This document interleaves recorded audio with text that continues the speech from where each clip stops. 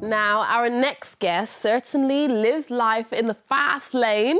She's known for turning things up a gear and being the driving force behind the CBeebie series, Catie's Amazing Machines, where she showcases the best of machines that travels on land, through the air, and even underwater. Now, she also races around the world herself. It's rally driver Catie Munnings. Thank you for coming in to see us at Newsround. Thank you for having me. So, Katie, can you tell us when and how and why did you get into racing?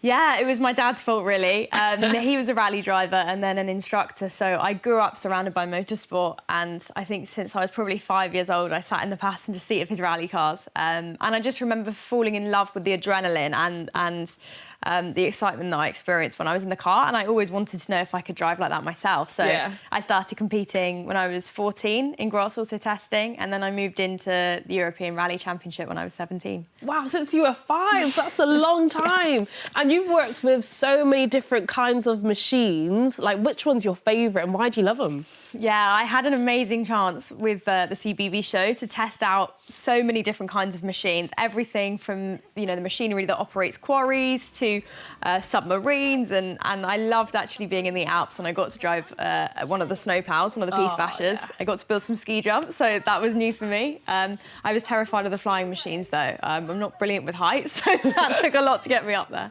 And we know that you are a rally driver, and most rally drivers are men. So how do you think the sport can get more women and girls involved?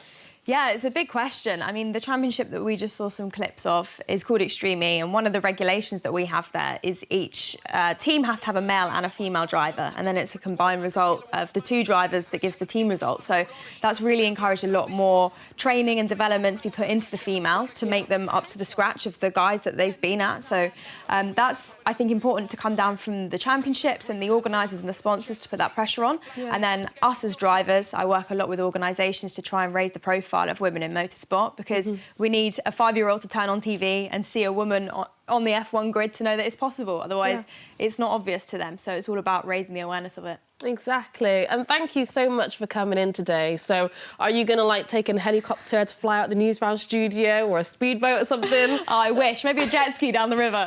That'd be cool. Thanks for coming in, Katie.